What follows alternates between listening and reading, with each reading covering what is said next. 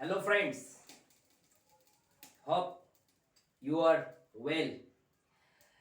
आज मैं बहुत खुश हूं क्योंकि आज इस आर्टिकल के डिफिनेट पोजीशन को बताने जा रहा हूं, क्योंकि मैं चाहता हूं आपको वो हर स्टेप बताऊं जिसमें आपका ज्ञान, आपका नॉलेज इंक्रीज हो। इसलिए आज का दिन आपके लिए बहुत अच्छा होने वाला है, क्योंकि इससे पहले मैं यूज ऑफ इनडिफिनिट आर्टिकल का सिखाया हूं। एक ऐसे वे में सिखा रहा हूं दोस्तों आप लोगों को कि जिसमें आप लोग को सीखना जरूरी नहीं, मजबूरी बन जाएगा। आपको इतना इंटरेस्टिंग लगेगा जिससे आपको समझ में आएगा कि नहीं सर, जो वाकिफ सर अब इसके ऊपर काम कर रहे हैं। क्योंकि मैं ये चाहता हूं कि सिर्फ बोर्ड पर लिख करके दो शब्द बोल करके नहीं चला जाओ।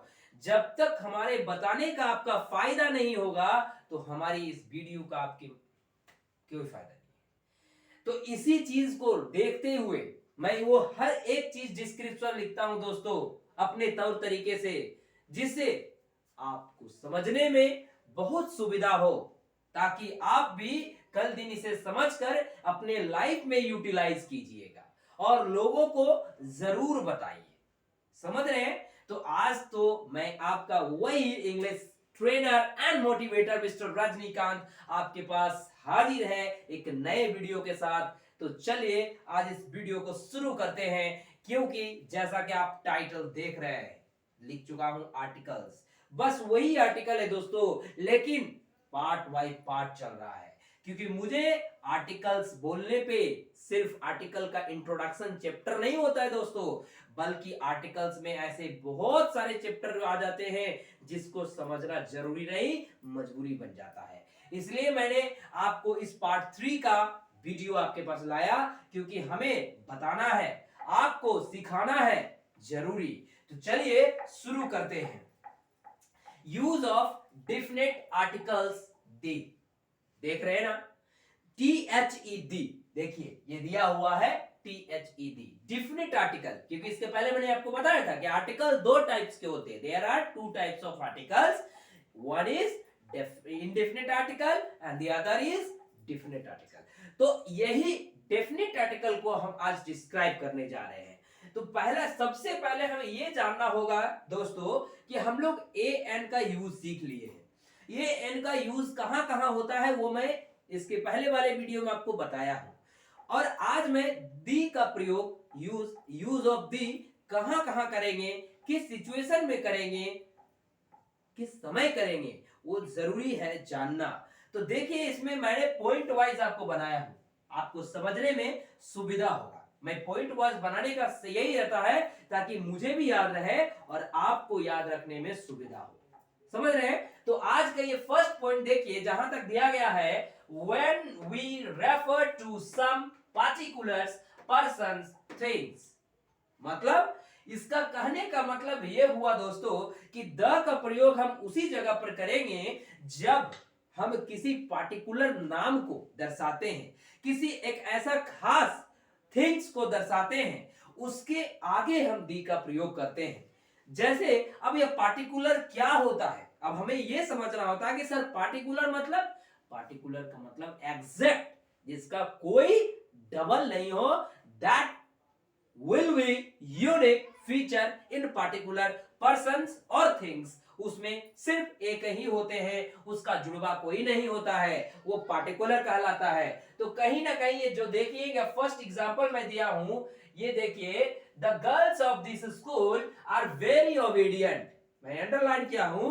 ये जहां तक आप देख पा रहे हैं कि इसमें जो आप देख रहे हैं जो गर्ल्स है ना, the girls of this school are very, इससे कहने का मतलब क्या जाहिर हो रहा है, आप क्या समझ रहे हैं? The girls of this school are very obedient, मतलब लोग कोई सलाह दे रहे, कोई बता रहे हैं कि इस स्कूल का जो कुछ लड़कियां हैं बहुत ही आज्ञाकारी है, बहुत ही सिंसियर रहती है। मतलब पार्टिकुलर उसी को बोला गया ना, किसी और स्कूल को नहीं बोला गया, सिर्फ लिखा the girls of this school, this school मतलब इसी स्कूल, मतलब उसके सिवा दूसरा स्कूल का कोई लड़की सिंसियर नहीं है जितना कि इस स्कूल का है, तो पार्टिकुलर बताया ना कि दिस स्कूल, पार्टिकुलर उसको बोलता है कि एग्जैक्ट आप किसको कहना चाह रहे हैं, चोर वह है कि यह है, दोषी वह है कि दोषी ये है, पार्टिकुलर बताना पड़ता है ना। तो उसी चीज में हम लोग को द पर का प्रयोग करते हैं। फर्स्ट पॉइंट क्लियर हुआ।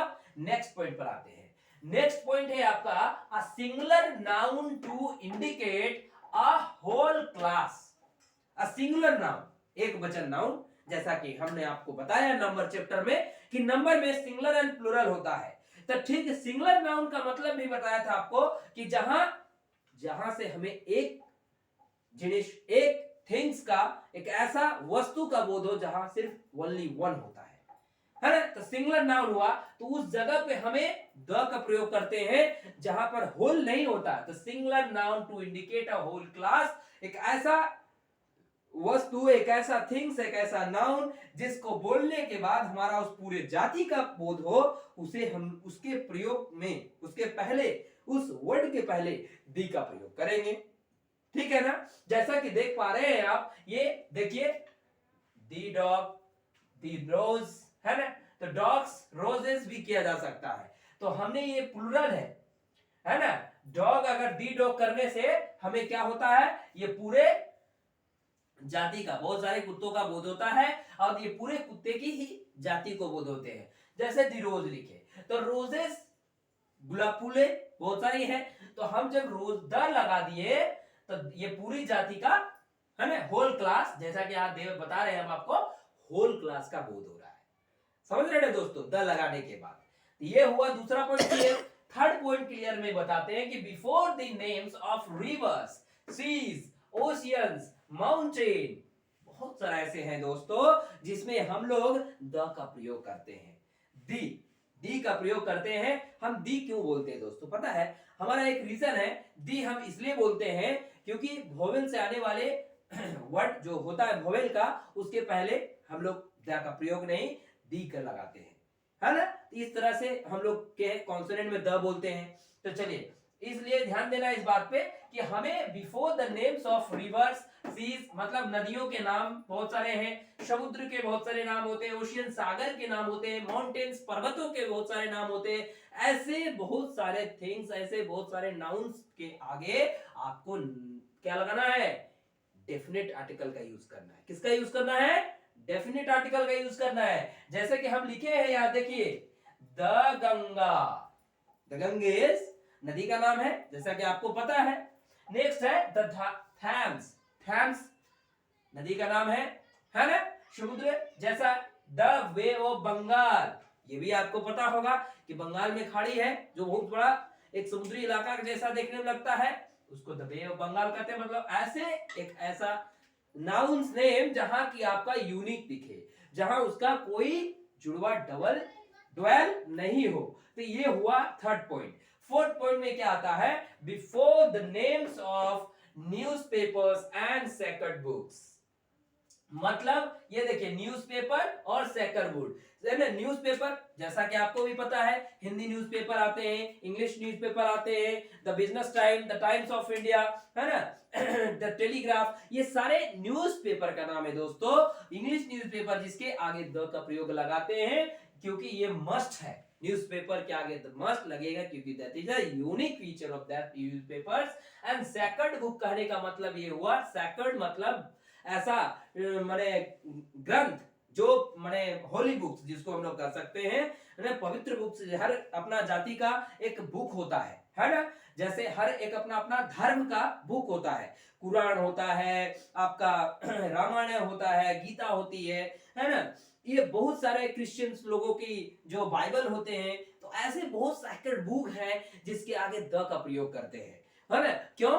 That's a unique features of that books and unique things, जिसका होल क्लास का बोध हो, जिसका कोई दुनिया में जुड़वा नहीं है, इसलिए हम लोग उसके आगे द का प्रयोग करेंगे। जैसा कि आप देख पा रहे हैं, द लगाए हैं टाइम्स ऑफ इंडिया के आगे, द लगाए हैं वेदास, है ना, वेदास, द लगाए हैं रामायण, देख रहे हैं ना। ये सारे क्या है? सेक्रेड बुक्स है, न्यूज़पेपर का नाम है, ये सभी के ऊपर आगे क्या लगा दिए हैं? द का प्रयोग किया है।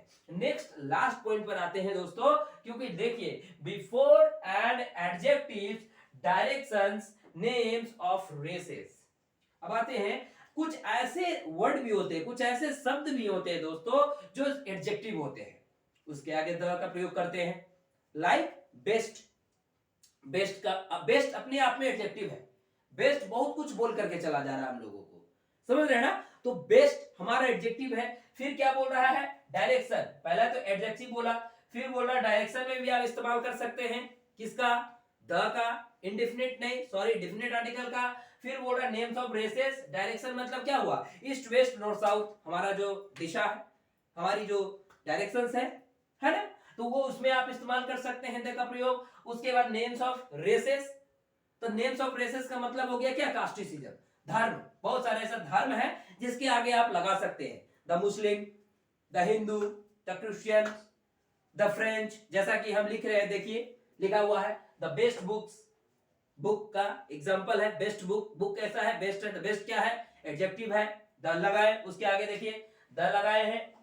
उसके बाद क्या है, ईस्ट, ईस्ट क्या है, ईस्ट हमारा डायरेक्शन है दोस्तों, पूर्व, ईस्ट, तो उसके आगे क्या लगाए हैं, द लगाए हैं।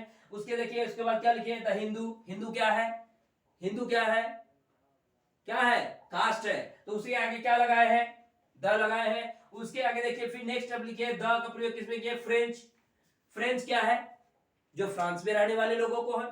तो ऐसे कुछ एक्सेप्शनल वर्ड है जिसके आगे हम लोग द का प्रयोग करते हैं। जैसा कि आपको हम इस पॉइंट वाइज में समझा रहे हैं, आप कहीं ना कहीं समझ ही पा रहे होंगे, और इसमें भी अगर आपको कहीं प्रॉब्लम होगा तो आप जरूर कमेंट करके हमसे पूछ सकते हैं, ताकि इसको मैं और आपको एक्सप्लेन के तरीके से बता सकूं, क्योंकि ये जो मैं अपना तरीका दिया हूं, कहीं ना कहीं मुझे लगता है कि आप समझ जाएंगे, और इसको वीडियो को पॉज करके जरूर देखिएगा, जिससे आपका जो सिंसेरिटी है वो बढ़ेगी, जरूर से जरूर, क्योंकि ये जो मैं दिया हूं ये कहीं ना कहीं सॉर्ट आउट करके दिया हूं दोस्तों। बहुत सारे ऐसे आर्टिकल को पढ़ने में मनुष्य को लगभग 6 से लगभग 9 महीने लग जाते हैं, लेकिन हमें एक ऐसा काम करना है, सिर्फ ग्रामर में डूब नहीं जाना है, हमें ग्रामर डूबना नहीं, हमें बोलना, जल्दी बोलना सीखना है। तो जल्दी बोलना सीखने के लिए हमें क्या करना होगा, स्मार्ट तरीके से पढ़ना होगा, वो रट्टाबाजी नहीं, ले लिए कॉपी किताब, पूरी वीडियो देख रहे, लिख रहे, पढ़ रहे, याद कर रहे, नो। आज स्मार्ट वे चलता है दोस्तों, आप स्मार्ट हो, आप जल्दी आगे बढ़ोगे, हार्ड वर्क करोगे कोई फायदा नहीं, आज की दुनिया में हार्ड वर्क नहीं चलता है। तो इसलिए आपको इस स्मार्ट तरीके से मैंने सॉर्ट आउट करके बताया हूं, इसे आप देखिए, समझिए, बार बार सुनिए, नहीं समझ में आता आप कमेंट करके बताइए। फिर आपको मिलेंगे नेक्स्ट वीडियो में, क्योंकि ये वीडियो काफी लंबा हो चुका है मैं जानता हूं, तो फिर नेक्स्ट वीडियो मिलेंगे, तब तक के लिए जय हिंद, जय भारत।